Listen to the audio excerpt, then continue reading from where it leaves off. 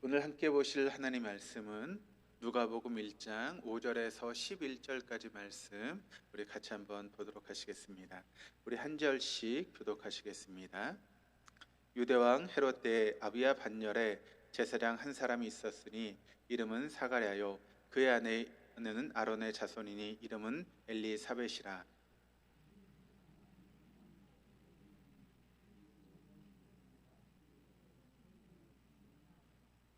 엘리사벳이 잉태를 못함으로 그들에게 자식이 없고 두 사람의 나이가 많더라.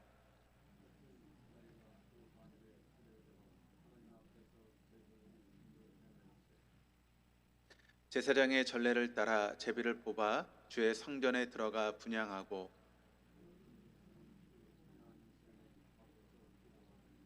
같이 읽겠습니다. 주의 사자가 그에게 나타나 향단 우편에 선지라. 아멘. 우리 옆에 있는 분들하고 인사하시겠습니다. 하나님 우리와 함께 계십니다. 이 저녁에도 우리와 함께 하시는 하나님의 은혜 안에서 우리가 은혜를 받고 돌아갈 수 있는 귀한 시간 될 수 있기를 주님의 이름으로 축복합니다. 마태복음 말씀을 보시면 예수의 어머니였던 마리아와 또 그 마리아의 남편이었던 요셉에 대한 그런 이야기가 마태복음 말씀을 통해 기록되고 있는데, 마태복음 1장 19절에서 20절까지 말씀을 보시면 이렇게 증가합니다. 우리 한번 같이 한번 19절에서 20절까지 말씀 같이 읽겠습니다. 그의 남편 요셉은 의로운 사람이라 그를 드러내지 아니하고 가만히 끊고자 하여 이 일을 생각할 때 주의 사자가 현몽하여 이르되 다윗의 자손 요셉아 내 아내 마리아 데려오기를 무서워하지 말라. 그에게 잉태된 자는 성령으로 된 것이라. 이 마태복음의 말씀을 통해서 우리가 알 수 있는 것은 무엇인가 하면 마리아와 요셉이 결혼한 것은 아니고 약혼의 그런 상태였다라고 하는 것을 증거하고 있습니다. 그런데 그 약혼의 상태 가운데 마리아가 잉태했다라고 성경은 우리에게 증거하고 있습니다. 그런데 그 잉태한 것이 요셉을 통해서 잉태한 것이 아니다라고 하는 것이 중요한 것이죠. 그러니까 어떤 의미에서 보면, 그러니까 세상적인 그런 이야기로 보면 여자가 부정을 저질러서 지금 잉태한 것 아니겠습니까? 왜냐하면 지금 약혼한 남자가 있고 또 결혼을 앞두고 있는 그런 여자인데 그 약혼한 남자를 통해서 잉태된 것이 아니기 때문에 이제 부정을 통해서 잉태가 된 것이죠. 그런데 이런 여자에 대해서 이스라엘 율법은 뭐라고 증거하고 있는가 하면 그런 여자는 돌로 쳐서 죽여야 된다라고 되어 있습니다. 그러니까 여러분 요셉의 입장에서 우리가 한번 생각해 보시면 지금 마리아가 잉태를 했습니다. 근데 그것이 자기 때문에 잉태를 한 것이 아니라고 하면 남자의 입장에서 여러분 어떨까요? 그것처럼 화나고 여러분 그것처럼 분이 나는 일이 어디 있겠습니까? 그래서 그 이제 율법적으로 보면 이 마리아가 돌에 맞아 죽는 것이 마땅한 일이었습니다. 그래야지만 요셉이 이 모든 일에 대해서 어떻게 보면 자기가 더 드러날 수 있고 또 이 모든 일에 자신이 잘못이 없다라고 하는 것을 드러낼 수 있고 자신이 무죄하다는 것을 드러낼 수 있기 때문에 오히려 이렇게 행동하는 것이 더 마땅한 일이죠. 그러니까 예를 들어서 여러분, 저와 누군가의 사이에서 어떤 일이 벌어졌다고 한번 생각해 보시길 바랍니다. 그런데 내가 죄가 없다라고 하는 것을 드러내려면 어떻게 해야 될까요? 두 사람 관계에서 문제가 생겼는데 내가 죄가 없다라고 하는 것을 드러내려면 어떻게 됩니까? 상대가 잘못됐다는 것을 드러내면 내가 잘못이 없다는 게 드러나게 되죠. 그런데 만약 상대가 잘못이 없다 그러면 여러분 뭐가 되는 것입니까? 내가 문제가 있는 것이고 내가 잘못한 것 아니겠습니까? 그래서 어떤 사람과의 관계 속에서 문제가 생기면 보통 사람들의 마음은 어떤 마음을 가지고 있는가 하면 내가 잘못이 없다는 것을 드러내기 위해서 오히려 상대를 더 이렇게 잘못된 모습으로 이렇게 추궁하기도 하고 또 그렇게 이야기하는 것이 보통의 모습이죠. 그런데 여러분 성경은 오늘 말씀을 통해서 뭐라고 말씀하고 있는가 하면 그 요셉을 의로운 사람이다라고 그렇게 표현을 하고 있습니다. 그렇기 때문에 성령으로 잉태된 그런 마리아가 성령을 통해서 잉태되었다는 것을 사제를 통해서 듣게 되었기 때문에 자신의 그런 자식이 아님에도 불구하고 그 마리아를 자신의 아내로 데려왔다는 것입니다. 또 마태복음의 말씀을 보시면 그가 잉태할 때까지, 그가 출산할 때까지 그 마리아를 가까이 하지 않았다라고 하는 그런 이야기를 성경은 우리에게 증거하고 있습니다. 그렇다면 여러분, 보통 남자의 입장에서 보면 그것이 좀 이렇게 이해가 되지 않는 그런 행동이지 않겠습니까? 성령으로 잉태했다라고 하는 그 말도 사실 여러분 믿기 어려운 그런 이야기고, 또 그런 여러 가지 과정 가운데 그 여자를 다시 아내로 데려오고, 또 그 여자가 출산할 때까지 가까이 하지 않은 그런 모든 일들이 사실 쉬운 일은 아닙니다. 보통 사람들은 할 수 없는 그런 일이죠. 그럼에도 요셉이 그렇게 할 수 있었던 이유를 성경은 뭐라고 이야기를 하고 있는가 하면, 의로운 사람이었기 때문에 그런 일을 할 수 있었다라고 그렇게 증거하고 있다는 것입니다. 이것뿐만 아니라 마태복음 말씀을 보시면 요셉의 감동적인 그런 부분들이 또 나오고 있는데, 마태복음 2장 13절에서 15절까지 말씀을 우리 같이 한번 읽어보시겠습니다. 그들이 떠난 후에 주의 사자가 요셉에게 현몽하여 이르되, 헤롯이 아기를 찾아 죽이려 하니 일어나 아기와 그의 어머니를 데리고 애굽으로 피하여 내가 내게 이르기 거기 있으라 하시니, 요셉이 일어나서 밤에 아기와 그의 어머니를 데리고 애굽으로 떠나가 헤롯이 죽기까지 거기 있었으니, 이는 주께서 선지자를 통하여 말씀하신 바 애굽으로부터 내 아들을 불렀다함을 이루려 하심이라. 동방에서 이제 예수님의 탄생을 축하하기 위해서 왔던 그런 박사들이 그 유대인의 왕이 난다라고 하는 소식을 듣고 이제 그 헤로데 왕궁으로 찾아가지 않습니까? 그래서 유대인의 왕으로 나실 리가 어디서 납니까?라고 물어보게 되죠. 그런 과정을 통해서 이제 나사렛에서 난다는 것을 알게 되었고, 이제 그렇게 해서 이제 베들레헴에서 난다는 것을 알게 되었고, 그래서 이제 동방 박사들이 이제 그 아기를 찾아가게 됩니다. 그리고 그 동방 박사들에게 헤롯 왕이 나도 아기께 경배하려고 하니까 그것을 좀 알려달라라고 그렇게 부탁을 합니다. 그런데 천사들이 그 동방 박사들에게 나타나서 헤롯에게 가지 말고 이제 고향으로 돌아서 가라라고 이야기를 하죠. 그것을 안 여러분, 헤롯 왕이 어떻게 합니까? 어떻게 하죠? 베들레헴에서 태어났던 2살 이하의 남자 아기를 다 죽이라고 그렇게 명령을 내리지 않습니까? 이것을 알게 되었던 이제 주의 사자가 요셉에게 현몽하여 애굽으로 피하라라고 하는 그런 이야기를 하게 됩니다. 그런데 그 이제 주의 사자의 명령에 순종해서 애굽으로 피하게 되는데, 오늘 말씀을 보시면 어떤 말씀을 하고 있는가 하면, 성경은 요셉이 아기와 그의 어머니를 데리고 애굽으로 내려갔다라고 하는 것을 이야기를 하고 있습니다. 그리고 또 성경은 또 뭐라고 말씀하고 있는가 하면, 헤롯 왕이 죽은 뒤에 주의 사자가 또다시 요셉에게 나타나게 될 텐데 그때 이스라엘로 돌아오게 될 것이다 라고 하는 것을 이야기를 하고 있습니다. 그때 이야기의 말씀이 마태복음 2장 21절 말씀을 통해 나타나고 있는데, 이렇게 이야기를 합니다. 요셉이 일어나 아기와 그의 어머니를 데리고 이스라엘 땅으로 들어가니라. 그러니까 돌아올 때도 동일하게 아기와 그의 어머니를 데리고 왔다라고 성경은 증거하고 있는 것이죠. 그런데 여러분, 이 부분이 성경에서 요셉이 나오고 있는 마지막 부분입니다. 엄밀하게 말하면 지금 마리아가 여러분 임신했을 때 요셉은 마리아와 정식적으로 결혼한 상태도 아니었습니다. 그뿐만 아니라 마리아가 잉태하고 있었던 아기에게는 자신의 피 한 방울이 섞이지 않은 그런 아기였습니다. 그럼에도 주의 사자가 말씀하신 대로 요셉이 순종하고 있는 그런 모습들을 우리가 발견하게 되는 것이죠. 요셉이 여러분 의로운 사람이었기 때문에 이런 모든 일들이 가능할 수 있다라고 하는 것을 마태복음 말씀이 우리에게 증거하고 있습니다. 또한 요셉이 여러분 하나님 앞에서 행한 그런 침묵과 순종은 결국 마리아의 생명을 건져냈을 뿐만 아니라 인류를 구원할 수 있는 그런 통로가 되었다라고 하는 것을 우리 말씀을 통해 보게 되는 것이죠. 만약 요셉이 여러분 침묵하지 않고 이렇게 우리가 알고 있는 그런 행동을 하지 않았다면, 마리아가 여러분 물론 이제 하나님께서 역사함을 통해서 또 다른 방법으로 역사하실 수 있지만 마리아가 어려움을 당했을 것이고, 또 인류의 구원의 역사도 좀 더뎌지는 그런 역사가 있게 되었을 것입니다.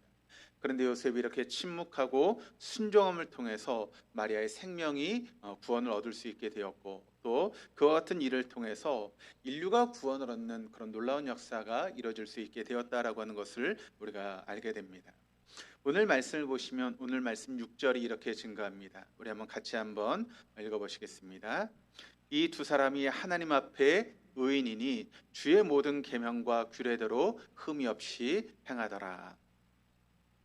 여러분, 성경의 말씀을 보시면 성경에 등장하는 많은 인물들이 있지 않습니까? 그래서 그 인물들 중에 하나님의 사람으로 산 남자와 여자들이 참 많이 등장하고 있습니다. 그런데 여러분, 부부가 다 함께 하나님 앞에서 의롭게 살아가는 그런 사람들은 사실 그다지 많지 않다라고 하는 것을 우리가 보게 되죠. 그러니까 성경에도 참 많은 부부들이 나오지 않겠습니까? 그런데 그 많은 부부들 중에서 두 사람 모두 다 하나님 앞에 그렇게 의로운 삶을 살아갔던 사람들이 그다지 많이 있지 않았다는 것이죠. 그런데 오늘 본문의 말씀을 통해 나타나고 있는 사가랴와 엘리사벳 부부는 하나님 앞에 의로운 삶을 살기 위해서 몸부림치는 그런 삶을 살았던 부부였다라고 하는 것을 우리에게 보여주고 있습니다. 그래서 이 두 사람이 하나님 앞에 의인이니, 그러니까 남자만 의인이 아니었고 여자만 의인이 아니었고 남자와 여자 이 두 부부가 함께 의인이었다라고 하는 것을 성경이 우리에게 증거하고 있습니다.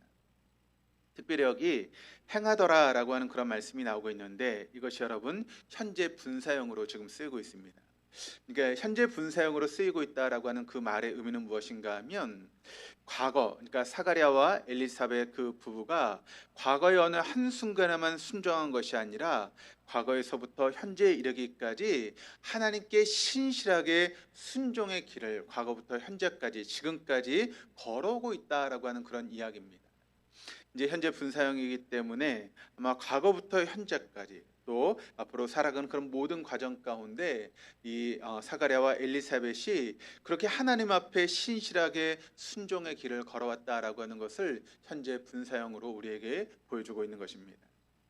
여러분, 우리가 신앙생활하다 보면 그렇게 말씀하시는 분들이 종종 있죠. 내가 과거에는 이렇게 믿음으로 살았어라고 말씀하시는 분들이 있지 않습니까? 근데 여러분, 그 말의 의미는 뭡니까? 과거에는 했는데 지금도 하고 있다는 거예요? 지금은 그렇게 못하고 있다라고 하는 그런 이야기죠. 여러분, 우리가 신앙생활할 때 과거에 신실하게 살았던 것도 물론 중요하지만 정말 중요한 것은 뭡니까? 현재 내가 신실하게 순종하는 삶을 살아가는 것, 그것이 훨씬 더 중요하다라고 하는 것이죠. 과거에 우리가 아무리 신실하고 하나님 앞에 순종하는 삶을 살았다라고 하는 것이 중요한 것이 아니라 지금 현재 삶 가운데 얼마나 주님 앞에 지금 우리가 신실하게 순종하는 삶을 살고 있느냐라고 하는 것이 중요하다라고 하는 것이죠. 그런 의미에서 오늘 본문의 말씀을 통해 나타나고 있는 사가랴와 엘리사벳은 하나님 앞에 과거에서부터 시작해서 지금까지 신실하고 순종하는 그런 길을 지속적으로 걸어왔다라고 하는 것을 우리에게 증거하고 있습니다. 그러던 어느 날 사가랴가 성전에서 제사장으로 이제 하나님을 섬기는 날이 찾아오게 되었습니다. 오늘 본문 8절이 이렇게 증거합니다. 같이 한번 읽어보시겠습니다. 마침 사가랴가 그 반열의 차례대로 하나님 앞에서 제사장의 직무를 행할세. 지난 시간에도 제가 말씀을 드렸지만 이 당시 여러분 제사장의 숫자가 몇 명 정도 된다고 말씀을 드렸죠? 대략 18,000명에서 2만 명 정도의 사람들이 제사장으로 사역했다라고 말씀을 드렸습니다. 지금이야 18,000에서 2만이 많은 숫자입니까? 라고 이야기할 수 있지만 그 당시 이스라엘 백성들의 그런 숫자가 그다지 많지 않았습니다. 그렇기 때문에 여러분 그렇게 많지 않은 그런 인구 중에서 18,000에서 2만 명이라고 하는 그런 제사장의 숫자는 결코 적지 않은, 아니 굉장히 많은 그런 숫자였다라고 하는 것을 우리가 알게 되죠. 그런데 그 2만 명가량의 그런 그 제사장들을 24개의 반열로 이렇게 나누게 되었습니다. 그러니까 조를 24개의 조로 만들었다라고 하는 것이죠. 그래서 1년에 각 반열을 따라서 이제 그 2만 명을 이제 24개 정도로 나누면 대략 한 800명 전후의 그런 사람들이 되는데 그 800명 정도의 사람들이 이제 하나님 앞에 나가서 제사의 그런 역할을 감당하게 되는 것이죠. 그래서 대략 한 일주일 정도의 그런 이제 반열을 쫓아서 제사장의 직무를 감당하게 되는데 1년이 52주죠. 그러니까 여러분 몇 번 정도 하게 되는 것일까요? 보통은 2번, 많으면 한 3번 정도 1년에 그렇게 이제 제사장의 직무를 감당하게 되는 것입니다. 물론 이제 3대 절기가 있습니다. 무교절이라든가 칠시절 혹은 초막절 그런 절기가 되면 모든 제사장들이 이렇게 나와서 그런 제사장의 직무를 감당하지만, 그런 절기가 아니고 일반적인 절기가 되면 반열을 따라서 그 800명의 사람들이 제사장의 직무를 감당하는 그런 역할을 하게 된다는 것이죠. 그런데 여러분, 그 반열이 성전을 섬기는 주간에도 그 반열에 속했던 모든 제사장들이 성전에서도 일을 하는 것은 아니었다라고 하는 것입니다. 당시에 이제 대략 우리가 보게 되면 한 50명 정도의 사람들이 성전에서 그런 제사장의 직무를 감당하고, 그럼 나머지 여러분 750명은 뭘 할까요? 그 성전 주변에서 뭐 청소를 한다든가 그런 일을 감당했다는 것입니다. 그러니까 실제적으로 제사장의 그런 직무를 감당했던 사람들의 숫자는 대략 한 50명 정도밖에 되지 않았다라고 하는 것이죠. 그래서 제비를 뽑아서 그런 직무를 감당하게 되었다라고 하는 것입니다. 당시에 매일 드린 제사에는 1년 된 흠없는 수양 2마리를 번제로 드렸는데, 아침에 1마리, 저녁에 1마리를 드렸습니다. 또 고운 가루 2.3리터, 그러니까 우리가 쓰는 그런 것으로 보면 한 대 반 정도의 그런 고운 가루와 기름 0.9리터, 그러니까 반대 정도 되는 것을 섞어서 그렇게 이제 떡을 만들게 된 것입니다. 그래서 이 성전에는, 이제 성소에는 아주 중요한 물건이 이제 3가지가 있습니다. 어떤 물건이 있는가 하면 첫 번째는 진설병이라고 하는 것이 있습니다. 이 진설병이라고 하는 것은 무엇인가 하면 바로 떡을 두는 그런 상을 의미합니다. 그래서 이 상 위를 이제 보게 되면 이게 이제 진설병이라고 하는 그것인데, 여기 이제 떡이 이렇게 올려져 있죠. 근데 이 떡이 몇 개일까요? 몇 개일까요? 개수를 세 보시면 12개입니다. 왜 12개죠? 이스라엘 지파가 몇 지파? 12지파이기 때문에 한 지파에 하나씩 그렇게 이제 떡을 올려 놓고 있는 것입니다. 그러니까 매일 안식일마다 이 진설병을 이렇게 올려 놓게 되는 것이죠. 그러니까 떡을 12개의 지파를 의미하는 떡을 진설병 위에 이렇게 올려 놓게 되는 것입니다. 그리고 또 다음 안식일에 또 새로운 떡을 이렇게 올려 놓는 그런 일을 하게 되는 것입니다. 이것이 의미하는 것이 무엇인가 하면, 이것은 우리에게 양식을 공급해 주시는 분이 하나님이시다라고 하는 것을 상징하는 그런 의미로서 12지파를 상징하는 12개의 떡을 진설병 위에 안식일마다 올려놓는 것입니다. 그러니까 여러분, 이스라엘 백성들이 40년의 광야 생활을 통해서, 만나를 통해서 그들이 음식을 공급받았죠. 그리고 가나안 땅에 들어서 이제 농사를 하고 있지만, 그럼에도 불구하고 이스라엘 백성들을 먹이시는 분은 누구십니까? 바로 하나님이시다라고 하는 것을 이 진설병에 올려놓은 떡을 통해서 그들은 상징하고 있었고, 그것을 생각하게 되었다는 것입니다. 근데 진설병 맞은편에 또 무엇이 있었는가 하면 등잔대라고 하는 것이 있었다고 합니다. 이 등잔대는 무엇인가 하면 성소의 왼쪽과 이제 왼쪽에 이렇게 등잔대가 있었는데, 이 등잔대는 불을 저녁부터 아침까지 켜두라고 이렇게 되어 있습니다. 그래서 이제 제사장이 그 등잔대에 있는 이제 불을 이렇게 켜게 되는 것이죠. 이것이 이제 이쪽에 진설병이 있고 그 맞은편에 이제 등잔대가 있습니다. 그런데 이 등잔대가 의미하는 것은 무엇인가 하면, 여러분, 사람은 뭘 해야 되죠? 저녁이 되면 잠을 잘 수밖에 없는 존재 아니겠습니까? 우리가 잠을 자야 여러분 또 체력을 회복해서 또 그 다음날 일을 할 수 있는 것 아니겠습니까? 그러니까 모든 사람은 잠을 잘 수밖에 없는 그런 존재라는 것이죠. 그런데 여러분, 우리 하나님 어떤 분이시라고요? 졸지도 주무시지도 않고 누구를 지키십니까? 우리를 지키시는 분이 우리 하나님이시다라고 하는 것이죠. 그래서 이 등잔대가 의미하는 것은 무엇인가 하면, 우리 하나님은 졸지도 주무시지도 않고 우리 백성들, 하나님의 자녀들을 지키시고 돌보시는 그런 분이시다라고 하는 것을 이 등잔대가 의미하고 있는 것입니다. 또 그리고 지성소 바로 앞에 또 뭐가 있는가 하면 분향단이라고 하는 것이 있습니다. 이것이 이제 향을 피우는 그런 장소인데, 이제 제사장들이 들어가서 분향대에서 이제 향을 피우게 되는 것이죠. 그래서 보통 이제 아침과 저녁에 향을 피우도록 되어 있습니다. 그런데 이제 우리가 보게 되면 이제 아랫부분 그림을 보시면 이제 제사장이 들어가서 저쪽에 이제 여러분 뭐가 있습니까? 진설병이 있고 그 맞은편에 여러분 등잔대가 있고, 그리고 그 앞에 분향단이 있습니다. 근데 그 분향단이 하는 것은 무엇인가 하면, 하나님이 자기 백성의 기도를 들어주시는 분이심을 상징적으로 의미하는 것이죠. 그래서 우리의 기도가 여러분 뭐가 됩니까? 향기가 되어서 하나님 앞에 올라가면 하나님께서 그것을 어떻게 하신다고요? 흠양하신다. 그것을 연기를 맡으신다라고 하는 그런 의미죠. 그러니까 하나님은 자기 백성들이 하나님 앞에 기도하는 모든 기도를 어떻게 하십니까? 들어주시는 그런 분이시다라고 하는 것을 우리가 알게 되는 것입니다. 그래서 제사장이 이런 일을 감당하게 됩니다. 그런데 앞에도 말씀을 드렸던 것처럼 한 여러분 반열이 몇 명이라고요?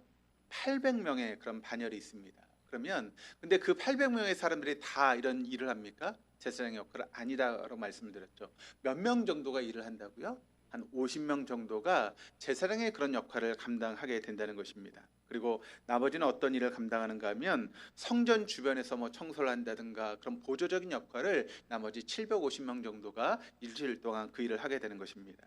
그런데 사가랴가 여러분 그 50명 중에 속한 일을 섬기게 된 것입니다. 그것만이 아니라 사가랴는 아주 특별한 일에 섬김을 받게 되었는데 9절 말씀이 이렇게 증거합니다. 같이 한번 읽어보시면 제사장의 전례를 따라 제비를 뽑아 주의 성전에 들어가 분향하고, 그러니까 성소의 이제 분향단에 아침과 저녁에 향을 피우기 때문에 몇 사람이 필요한가 하면 몇 사람이 필요합니까? 아침에 한 명, 저녁에 한 명. 몇 명이 필요하죠? 2명이 필요합니다. 그래서 그 50명의 제사장 중에서도 그 중에서 제비를 뽑습니다. 그래서 2명의 사람들이 선택이 됩니다. 그러면 한 사람이 아침에, 한 사람이 또 저녁에 그렇게 이제 분향단에 이제 향을 피우면서 그렇게 제사장의 역할을 감당하게 되는 것이죠. 두 사람의 섬기는 분향한 일에 뽑히는 것은 아주 어려운 일이었습니다. 단지 당시 제사장 중에 이렇게 제비를 뽑아서 이렇게 하는 그런 일이기 때문에 여러분 제비가 뭐 뽑혀서 이렇게 일을 할 수도 있지만 800명 중에 제비를 뽑다 보면 그 2명 안에 들어가지 못하는 사람도 있을까요, 없을까요? 제사장의 역할을 하면서 한 번도 분향단에 그런 창을 올리는 그런 일을 하지 못하는 사람들도 있을 수 있다는 것입니다. 그래서 한 번 분향을 한 제사장은 다음번에 제비를 뽑을 때 그 사람은 제외하고 제비를 뽑게 된다라고 합니다. 사가랴가 제사장으로서 일생의 가장 중요한 일을 지금 하게 된 것이죠. 다시 8절 말씀을 보시면 마침 사가랴가 그 반열의 차례대로 하나님 앞에서 제사장의 직무를 행할세라고 이야기를 하고 있습니다. 그러니까 하나님이 사가랴와 그의 아내였던 엘리사벳을 의롭다 인정해 주셨고, 그래서 사가랴는 자신에게 주어진 직무도 하나님 앞에서 행했다라고 하는 것을 우리가 보게 되는 것이죠. 여러분, 그가 좋은 제사장이라고 하는 나무가 되었기 때문에 좋은 제사장의 직무라고 하는 열매를 맺을 수 있었다라고 하는 것을 우리는 놓치지 말아야 됩니다. 그러니까 그가 행한 것 때문에 그가 좋은 그런 제사장으로 인정받는 것이 아니라 그가 좋은 제사장이 되었기 때문에 그를 통해서 그런 합당한 열매가 맺혀지게 되었다는 것이죠. 베드로 전서 2장 9절 말씀이 이렇게 우리에게 증거하고 있는데 같이 한번 읽어보시겠습니다. 그러나 너희는 택하신 족속이요 왕같은 제사장들이요 거룩한 나라요 그의 소유가 된 백성이니 이는 너희를 어두운 데서 불러내어 그의 기이한 빛에 들어가게 하신 이에 아름다운 덕을 선포하게 하려 하심이라. 자, 여러분 이 말씀을 통해서 저와 여러분은 뭐라고 지금 소개하고 있습니까? 우린 뭐죠? 택하신 족속이 되었다. 그리고 여러분 또 뭐라고요? 왕같은 제사장이 되었다. 또 거룩한 나라고 또 그의 소유가 된 백성이 되었다라고 그렇게 우리에게 이야기를 하고 있습니다. 그러니까 여러분 우리가 이 자리에 나와 있는 우리 모두 가운데 택함 받지 못한 분들이 계십니까? 아니죠. 우린 다 하나님 앞에 택함 받은 주의 백성이 되었습니다. 뿐만 아니라 왕같은 제사장들이 바로 저와 여러분의 모습이다라고 하는 것이죠. 그러니까 여러분 사가랴를 우리가 한번 생각해 보면 사가랴가 좋은 제사장이라고 하는 그런 나무가 되었기 때문에 그를 통해서 여러분 그 제사장의 직무를 통한 아름다운 열매가 맺혀졌던 것처럼 우리가 하나님 앞에 여러분 왕같은 제사장이 되었다면 우리는 어떤 삶을 살아가야 됩니까? 좋은 제사장의 나무의 역할을 감당해야 되고 그럴 때 우리의 삶을 통해서 여러분 그런 풍성한 아름다운 열매들이 맺혀질 수 있다라고 하는 것을 우리가 이 말씀을 통해서 다시 한번 깨닫게 되는 것이죠. 그런데 제사장이 되었다고 해서 그럼 다 좋은 제사장입니까? 제사장은 다 좋은 제사장일까요? 그럼 어떻게 생각하십니까? 어떻게 생각하세요? 다 좋은 제사장입니까? 그렇지 않은 것을 우리가 성경의 말씀을 통해 보게 되는데, 제사장으로서의 그런 자신의 직무를 하나님 앞에 마땅히 행해야 하고 또 의롭게 살아가기 위해서 우리가 몸부림치는 모습들이 제사장에게 있어야 되는데, 그렇게 살지 못했던 사람들도 있었다라고 하는 것을 우리가 보게 되는데, 대표적인 사람이 누구인가 하면 엘리 제사장의 자녀였던 홈리와 비느하스를 우리가 보게 되죠. 그들의 행실이 어떠했는지를 성경 말씀이 우리에게 증거하고 있는데, 사무엘상 2장 13절에서 17절까지 말씀을 우리 같이 한번 읽어보시겠습니다. 그 제사장들이 백성에게 행하는 관습은 이러하니, 곧 어떤 사람이 제사를 드리고 그 고기를 삶을 때에 제사장의 사환이 손에 3살 갈고리를 가지고 와서 그것으로 냄비에나 소대나 큰 소대나 가마에 찔러 넣어 갈고리에 걸려 나오는 것은 제사장이 자기의 것으로 가지되 실로에서 그곳에 온 모든 이스라엘 사람에게 이같이 할 뿐 아니라, 기름을 태우기 전에도 제사장의 사원이 와서 제사를 드리는 사람에게 이르기를 제사장에게 구워드릴 고기를 내라. 그가 내게 삶은 고기를 원하지 아니하고 날 것을 원하신다 하다가 그 사람이 이르기를 반드시 먼저 기름을 태운 뒤에 내 마음에 원하는 대로 가지라 하면 그가 말하기를 아니라 지금 내게 내라. 그렇지 아니하면 내가 억지로 빼앗으리라 하였으니 이 소년들의 죄가 여호와 앞에 심히 금은 그들이 여호와의 제사를 멸시함이었더라. 당시에 이제 사람들이 하나님 앞에 제사를 드릴 때 제물을 모두 태워서 드리는 이제 번제라고 하는 제사가 있었고, 또 화목제의 제물은 내장의 일부와 또 내장에 붙은 기름만을 태우는 그런 제사가 있었습니다. 그러니까 화목제를 드리게 되면 살코기의 부분은 제사장과 그 제물을 드리는 사람이 나눠 가지게 되었다고 하는 것이죠.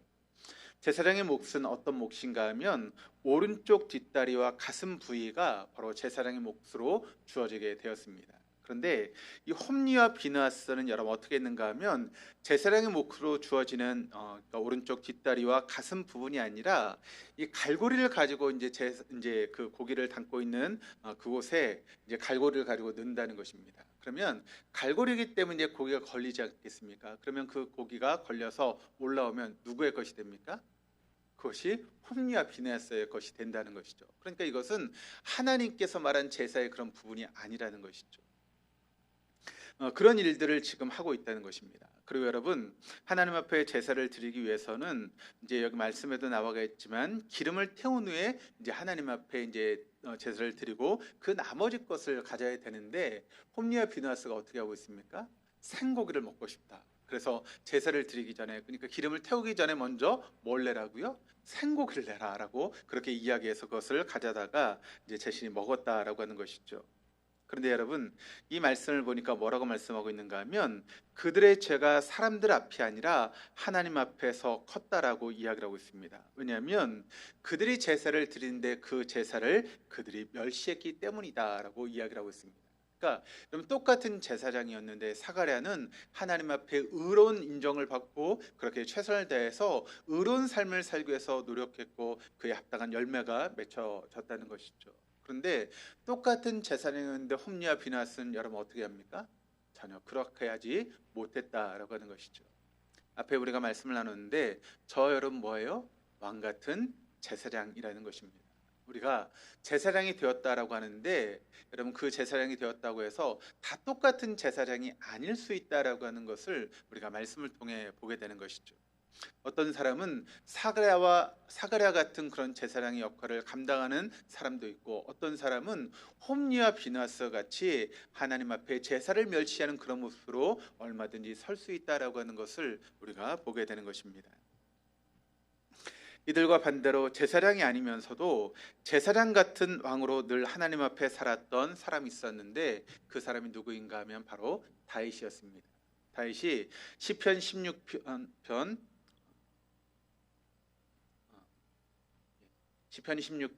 8절 말씀을 통해 이렇게 증거하고 있습니다. 내가 여호와를 항상 내 앞에 모시며 그가 나의 오른쪽에 계심으로 내가 흔들리지 아니하리로다.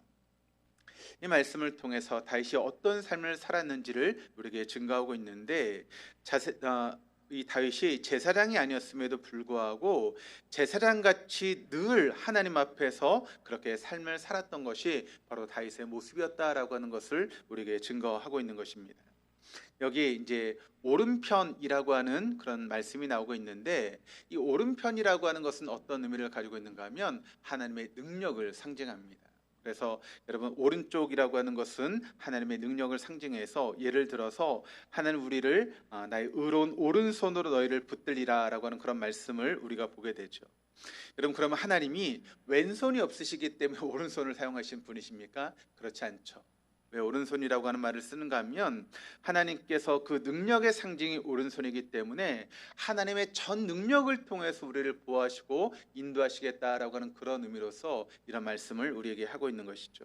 그래서 우리가 사도신경의 그런 말씀 중에도 주님이 부활하시고 승천하셔서 하나님 보좌 어디에 앉아 계시죠? 오른편에 앉아 계신다라고 그렇게 이야기를 하고 있습니다. 이것은 성자 하나님이 성부 하나님과 그 존재와 능력이 동일하다라고 하는 그런 의미로서 이야기를 하고 있는데, 그래서 다윗의 이 표현은 자신이 하나님 앞에서 행했더니 하나님의 그 능력으로 함께 해주셨다라고 하는 그런 고백을 지금 다윗이 하고 있는 것입니다. 그렇습니다, 여러분. 우리가 하나님 앞에서 언제나 살아가면 하나님께서 어떻게 하십니까? 하나님의 능력의 손으로 우리를 붙들어 주시고 우리를 지켜주시고 인도하신다라고 하는 것을 여러분 기억하시기를 바랍니다. 그런데 이런 다윗의 모습을 보고 자랐던 사람이 있습니다. 누굴까요? 그의 아들이었던 솔로몬이 자신의 아버지가 어떻게 삶을 살았는가를 항상 보면서 자라게 된 것이죠. 그래서 솔로몬이 왕이 된 후에 하나님 앞에 여러분 어떤 삶을 살아갑니까? 왕이 되고 하나님 앞에 일천번제를 드리지 않습니까? 그때 하나님이 솔로몬에게 나타나셔서 무엇인지 원하는 대로 주겠다라고 그렇게 약속하시죠. 그때 솔로몬의 답변이 열왕기상 3장 6절 말씀을 통해서 나타나고 있는데, 우리 한번 읽어보시겠습니다. 솔로몬이 이르되 주의 종 내 아버지 다윗이 성실과 공의와 정직한 마음으로 주와 함께 주 앞에 행함으로 주께서 그에게 큰 은혜를 베푸셨고 주께서 또 그를 위하여 이 큰 은혜를 항상 주사 오늘과 같이 그의 자리에 앉을 아들을 그에게 주셨나이다. 여러분, 솔로몬이 아버지 다윗을 떠올렸습니다. 그리고 아버지 다윗은 하나님과 함께 또 하나님 앞에서 행하셨던 그런 분이셨다라고 하는 것을 솔로몬이 기억하고 있었던 것이죠. 그래서 그 아버지를 생각해 보니까 자신이 이렇게 왕이 오를 수 있었던 것도 결국 누구 때문입니까? 아버지 다윗 때문이었다라고 하는 것을 솔로몬이 지금 고백하고 있는 것입니다. 여러분, 이런 모습이 부모된 우리의 모습 가운데 나타나야 되는 것 아니겠습니까? 그러니까 부모가 그런 세상의 욕심을 쫓아서 살아가는 그런 모습이 아니라, 우리 부모가 자녀에게 보여줘야 되는 모습은 어떤 모습인가 하면 하나님 앞에서 행하는 그런 모습들을 우리가 보여줘야 된다는 것이죠. 그런데 그냥 돈 때문에 쩔쩔매고 하는 그런 모습이 아니라, 우리가 부족하고 연약해도 언제나 하나님 앞에 살아가려고 하는 그런 모습들을 우리가 자녀들에게 보여주게 될 때 그 자녀들이 그 모습을 바라보면서 자라갈 수 있게 될 것이고, 또 아버지가 보였던 그 신앙의 모습을 자녀들이 본받고 살아갈 수 있게 된다라고 하는 것을 우리는 다윗과 솔로몬의 이 말씀을 통해서 발견할 수 있게 되는 것입니다. 아들인 솔로몬이 보아도 아버지 다윗은 하나님과 동행했던 그런 사람이었습니다. 제사장 같은 왕, 또 다윗이라고 하는 나무가 솔로몬이라고 하는 열매를 여러분 맺게 하였다라고 하는 것을 우리가 알게 되는 것이죠. 하나님 앞에서 행한다 함은 하나님 말씀을 지키고 하나님의 뜻에 순종하고 하나님께서 기뻐하신 일을 행한다라고 하는 그런 의미입니다. 하나님 말씀에 불순종하거나 욕망에 병든 이기심을 가지고 우리가 살아갈 때 어떻게 하나님께서 그런 우리의 삶을 보고 기뻐할 수 있겠습니까? 그러므로 여러분, 오늘 사가랴와 엘리사벳처럼 하나님 앞에서 하나님 원하시는 그런 삶을 살아갈 때 하나님께서 그 삶을 보시고 기뻐하시고 있는 것처럼 우리의 삶이 그렇게 하나님 앞에 의로운 삶을 살아갈 때 우리의 삶의 그 모습을 보시고 하나님께서 기뻐하신다라고 하는 것을 여러분 기억하시고, 우리가 하나님 앞에 기쁨을 드릴 수 있는 그런 삶을 살아갈 때 하나님께서 저와 여러분의 삶을 책임지시고 보호하신다라고 하는 것을 믿으실 수 있기를 주님의 이름으로 축복합니다. 그래서 사가랴는 제사장으로 하나님 앞에서 제사장의 직무를 행했습니다. 우리가 지난 시간에 함께 말씀을 나누면서 함께 보았던 것처럼 사가랴와 엘리사벳이 살던 시대는 여러분 어떤 시대라고 말씀을 드렸죠? 헬라 제국과 로마 제국이 지배를 하고 있었던 그런 시대였다. 그래서 하나님 앞에 믿음을 지키는 것이 쉽지 않은 그런 시대였고, 더군다나 이 사가랴와 엘리사벳이 살던 그 시대는 헤롯이라고 하는 그런 악한 왕이 다스렸던 그런 시기였기 때문에 여러분 믿음을 가지고 살아가는 것이 어렵고 힘든 그런 일이었습니다. 더군다나 사가랴와 엘리사벳에게는 자녀가 없었고 또 그들의 나이가 많았기 때문에 자녀를 가질 수 있는 가능성도 없었다라고 말씀을 드렸죠. 그런 시대에 그의 가정사가 사가랴 앞에서 하나님 앞에 사는 것을 막는 걸림돌이 되지 않았다라고 하는 것을 여러분 잊지 마시기를 바랍니다. 하나님 없이 살겠다는 핑계거리가 되지 못했다라고 하는 것을 우리가 말씀을 통해 보게 되는 것이죠. 여러분, 우리가 하나님 앞에 나와서 믿음으로 살아갈 때 우리가 얼마나 하나님 앞에 많은 변명을 가지고 살아갑니까? 내가 이렇기 때문에 하나님을 감당할 수 없다, 내가 이렇기 때문에 하나님 앞에 헌신할 수 없다라고 하는 수없이 많은 변명을 우리가 늘어놓지 않습니까? 그런데 사가랴와 엘리사벳은 얼마든 변명할 수 있는 그런 여건들이 있었음에도 불구하고 그들은 변명하지 않았습니다. 그리고 자신들이 할 수 있는 최선을 다해서 하나님 앞에 의로운 삶을 살아갔던 것이 바로 사가랴와 엘리사벳이었다는 것이죠. 그렇기 때문에 그들의 삶이 하나님 앞에 감동이 되었고 기쁨이 되었다라고 하는 것을 우리는 또한 놓치지 말아야 됩니다. 여러분, 우리의 형편을 하나님께서 모르시지 않습니다. 내가 어떤 형편 가운데 삶을 살고 있는지 그 누구보다도 하나님께서 잘 알고 계시지 않습니까?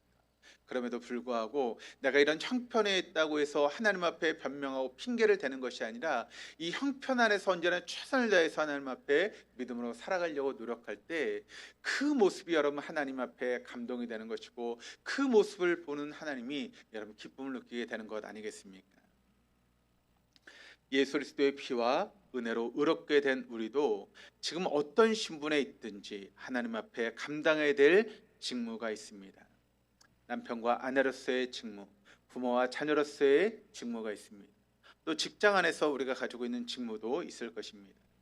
무엇보다도 우리가 어디에 있든지 어떤 일을 하든지 우리에게는 그리스도인이라고 하는 그런 직무를 가지고 있고, 하나님의 자녀라고 하는 그런 직무, 또 왕 같은 제사장이라고 하는 그런 직무를 가지고 있는 것이 바로 저와 여러분입니다. 그 직무가 무엇이든지 그것이 비록 작게 보일지라도, 또 나라는 존재가 아무리 초라하게 보일지라도 그 직무를 하나님 앞에서 최선을 다해서 감당할 수 있는 저 여러분 될 수 있기를 주님의 이름으로 축복합니다. 그때 우리의 삶과 우리의 가정은 하나님을 위해서 온전히 세워지고, 그런 우리를 통해서 하나님의 일하심을 체험할 수 있는 놀라운 일들이 경험되게 될 것입니다.